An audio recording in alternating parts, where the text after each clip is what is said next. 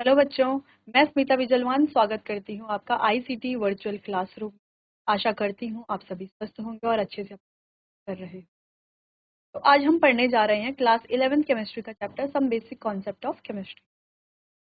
जैसा कि आप जानते हैं, हम अपने प्रीवियस लेक्चर्स में ये चैप्टर स्टार्ट कर चुके थे। काफ़ी आगे तक जो है हमने ये पढ़ लिया था। सबसे पहले हमने इंट्रोडक्शन के बारे में पढ़ा था। उसके बाद जो है कुछ बेसिक कॉन्सेप्ट हमने पढ़े थे, ठीक है, कि मैटर क्या होता है, मिक्सचर्स क्या होते हैं, होमोजीनियस हेट्रोजीनियस क्या होते हैं, ये सारी चीज़ें हमने, सॉल्यूशन क्या होता है, ये थोड़ा बहुत ये हमने डिस्कस किया था। उसके बाद जो है हमने मोल कॉन्सेप्ट के बारे में पढ़ा था, और जो भी हमारी कंसंट्रेशन टर्म्स होती हैं, weight by volume, volume by volume, weight by weight, molarity, molality, ये सारे ही कॉन्सेप्ट, पीपीवी, पीपीएम, ठीक है, पार्ट्स पर बिलियन, पार्ट्स पर मिलियन, तो ये सारे ही कॉन्सेप्ट हमने अपने प्रीवियस लेक्चर्स में पढ़ लिए थे। साथ ही मोल कॉन्सेप्ट के बारे में हमने पढ़ लिया था, जहाँ पे number of protons, number of electrons, ठीक है, साथ ही number of atoms, number of molecules कैसे हम निकालते हैं, एवोगैड्रो नंबर क्या होता है, पार्टिकल्स क्या होते हैं, ये सभी चीज़ें हमने अच्छे से सीख ली थी। इससे रिलेटेड जो है बहुत सारे क्वेश्चंस भी हमने किए थे। चलिए,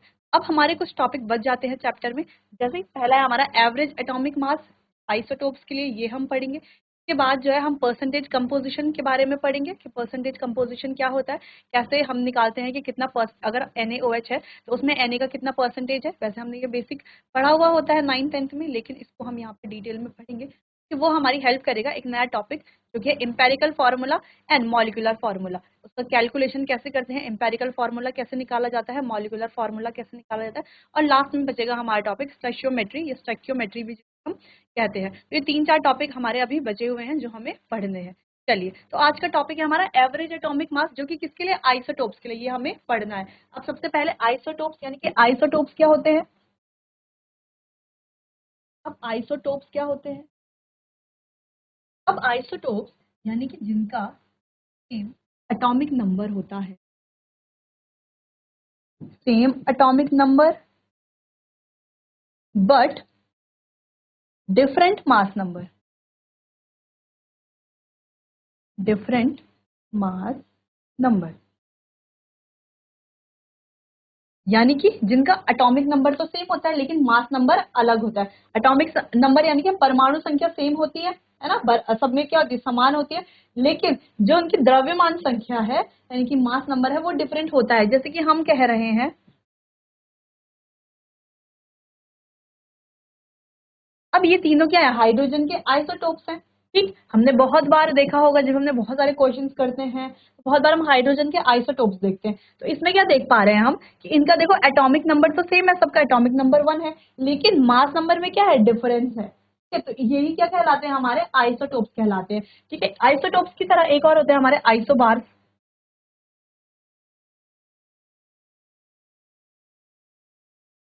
आइसोबार, अब आइसोबार्स क्या होते हैं, क्या होते हैं आइसोबार, जिनमें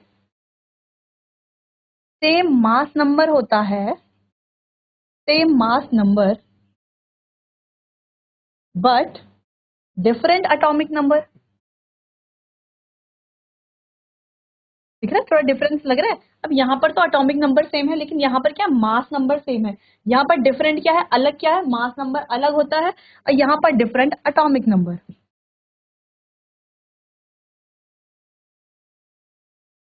जैसे कि एग्जांपल अगर हम देखें, कार्बन और नाइट्रोजन का, ठीक है, इसका एटॉमिक नंबर होता है 6, इसका होता है 7, ठीक, और इसका मास है 14, इसका मास है 14, है ना। कार्बन के भी तो दो आइसोटोप्स होते हैं, कार्बन 6-12 और कार्बन 6-14, है ना, एक का मास 12, एक का मास 14। तो हम क्या देख रहे हैं, ये जो कार्बन 6-14 है और ये नाइट्रोजन है जिसका एटॉमिक नंबर होता है 7, और मास क्या है, मास नंबर क्या है, सेम। तो दोनों में क्या है, मास नंबर सेम है, लेकिन एटॉमिक नंबर क्या है, डिफरेंट है। तो ये होते हैं हमारे आइसोटोप्स, ये होते हैं आइसोमर्स। अच्छा, इनको नोट कर लो, फिर एवरेज एटॉमिक मास पढ़ेंगे हम आइसोटोप्स के लिए जो होते हैं।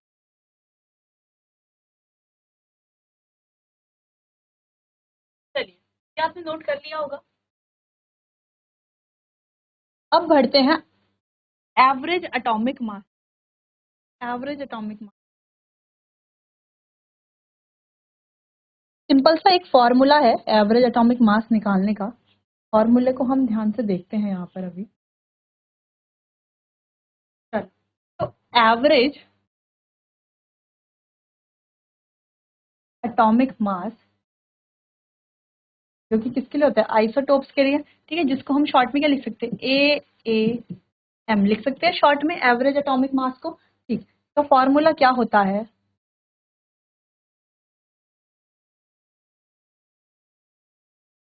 फॉर्मूला है आइसोटोपिक मास, आइसोटोप का जो भी मास है वो मल्टीप्लाई बाय परसेंटेज अबंडेंस,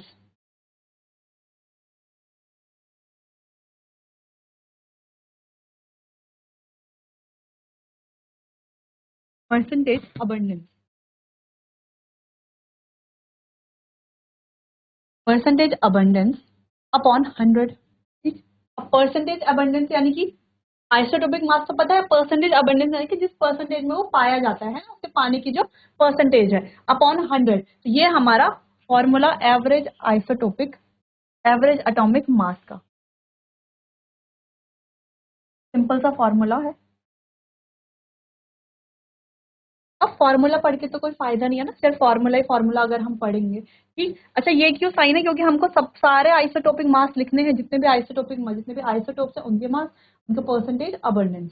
ठीक, चलिए तो ये फॉर्मूला आप नोट कर लीजिए। अब इसके कुछ क्वेश्चन आंसर्स हम करेंगे, जिससे कि ये जो कॉन्सेप्ट है एवरेज एटॉमिक मास का, ये क्लियर हो जाएगा। क्योंकि अगर कोई क्वेश्चन आपसे पूछा जाता है एग्जाम में, ठीक है, आप पूछा जाता है कि एवरेज एटॉमिक मास निकालिए, तो आपको आना चाहिए। ठीक, चलिए अब आगे बढ़ते हैं। एवरेज एटॉमिक मास का पहला क्वेश्चन है, देखो बोरोन हैज 2 आइसोटोप्स, बोरोन के पास क्या है, 2 आइसोटोप्स है, एक है बोरोन 10 और एक है बोरोन 11। अब बोरोन 10 जो है वो 19% है, और बोरोन 11 जो है वो 81% है। एवरेज एटॉमिक मास निकालना है बोरोन का, कैसे, कैसे हम निकालेंगे एवरेज एटॉमिक मास, तो फॉर्मूला लिख लेंगे, एवरेज एटॉमिक मास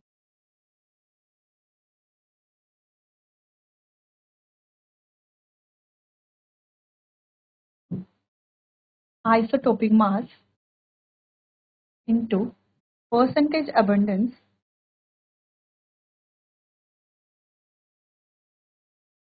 अपॉन 100। ठीक, अब आइसोटोपिक मास हमारे पास क्या है, देखो आइसोटोपिक मास क्या है, 10, पहला क्या है हमारा 10 इंटू कितना परसेंटेज है, 19%, प्लस अगला क्या है हमारे पास 11 इंटू कितना परसेंट है, 81% अपॉन 100। सॉल्व कर लेंगे इसको, कितना हो गया 190 इंटू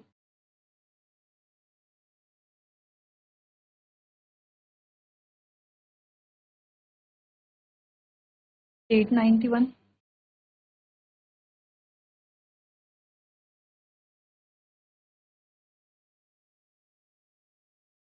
प्लस 891 अपॉन 100। ऐड कर लेंगे इनको,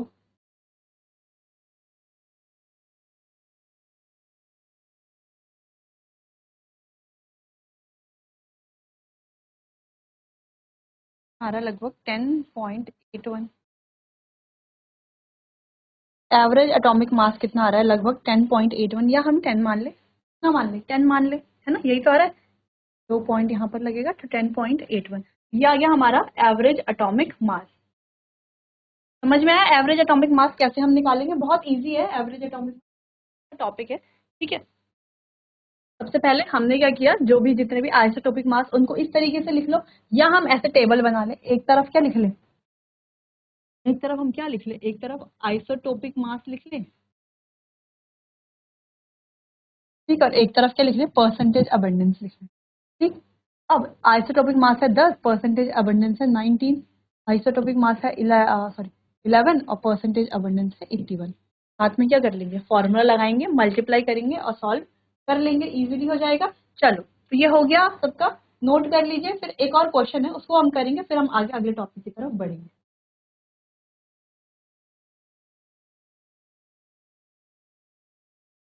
चलो एक क्वेश्चन तो हो गया, अब अगला क्वेश्चन देखो। अब यहाँ पर दिया हुआ है average atomic mass of Mg is 24.31 AMU। A M यानी एवरेज एटॉमिक मास तो गिवन है, एवरेज एटॉमिक मास तो हमें गिवन है 24.31।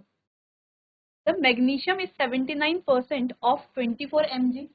इसका जो एक पहला आइसोटोप है ये कितना है 79% है, ठीक। एंड रिमेनिंग दो आइसोटोप और हैं 21%, कौन कौन से हैं Mg25 और Mg26, ठीक। तो हमें निकालना है परसेंटेज ऑफ 26 mg, 26 कितना परसेंटेज अबंडेंस है, हमें इस बार वो निकाल। एवरेज एटॉमिक मास हमें पता है, फॉर्मूला हमें पता है, तो निकाल लेंगे आराम से। चलिए एक बार आप इसे खुद से ट्राई करके देखिए, ये क्वेश्चन आ गया तो यानी कि ये कॉन्सेप्ट क्या हो गया, क्लियर हो गया एवरेज एटॉमिक मास निकालने वाला, ठीक। फिर आगे हम जो है अपना अगला टॉपिक स्टार्ट करेंगे। तो पहले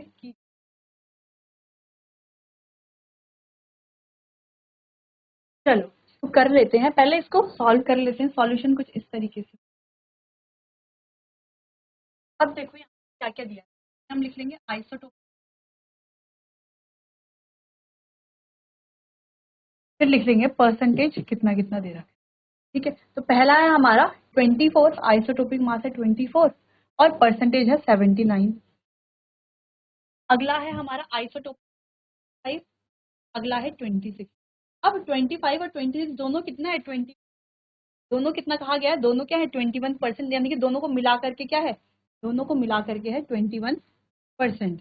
और कह रहा है कि 26 वाले को कैलकुलेट करो। तो अगर हम एक्स रख लें, 26 वाला कैलकुलेट करना है ना, इसको अगर हम एक्स रख लें तो इसको क्या रख लेंगे 21 माइनस एक्स, सिंपल। यहाँ तक कोई यहाँ पे अगर हम इसको एक्स रखते हैं तो 21 माइनस एक्स है ना, एक्स में से 21 में से कुछ एक्स माइनस करेंगे तो 25 वाले का भी आ जाएगा, ठीक। यहाँ तक सिंपल। चलिए फॉर्मूला रख लेते हैं, average atomic mass equals to isotopic mass into percentage abundance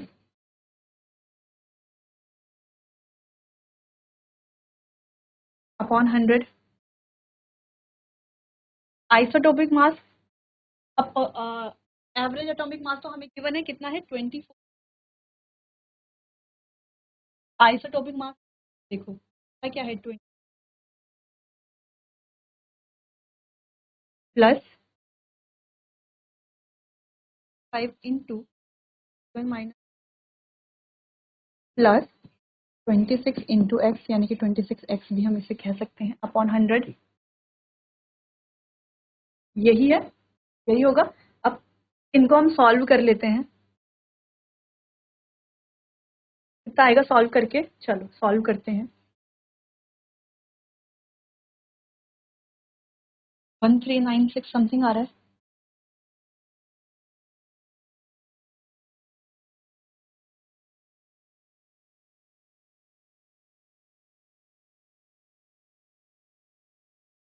one eight nine six चलो तो कितना आ गया ये 24.31 is equals to 1896 plus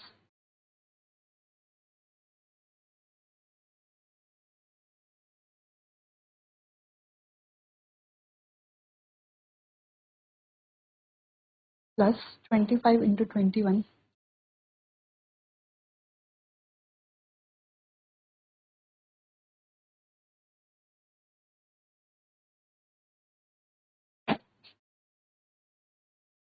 525 plus 525 minus 25x plus 26x, ऐसा कुछ आ रहा है, ठीक है। अपॉन में क्या है 100 है।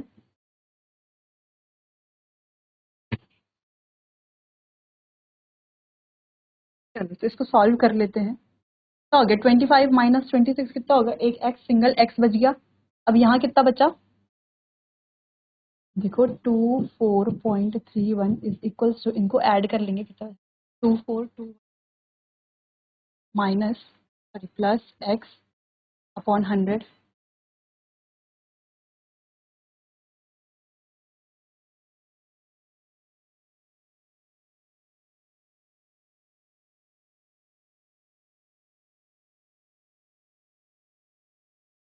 एक्स की वैल्यू लगभग आएगी 10, ठीक। x की वैल्यू अगर 10 आ रही है तो जो हमारा क्या था, एक हमने क्या लिया था, एक हमने क्या लिया था, एक था हमारा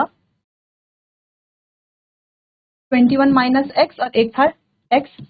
x यानी कि जो हमारा, जो हमने कैलकुलेट करना था 26 mg, ये कितना आ रहा है 10, और जो हमें ये दूसरा वाला कैलकुलेट करना था वो कितना आ रहा है लगभग 11। ठीक है, 21 माइनस 10 कर लेंगे तो कितना हो जाएगा, ये 11%। यहाँ पर तीनों हमने फाइंड कर लिए, 24 mg, 25 mg और 26 mg। कितना परसेंटेज इनका अबंडेंस आ रहा है, ये तो हमारे पास 79% था, ये दोनों मिलकर के कितने थे 21%, तो बाकी का ये हो गया हमारा 10% और ये हो गया हमारा 11%। बाकी कैलकुलेशन आप ध्यान से करना यहाँ पर, ठीक है।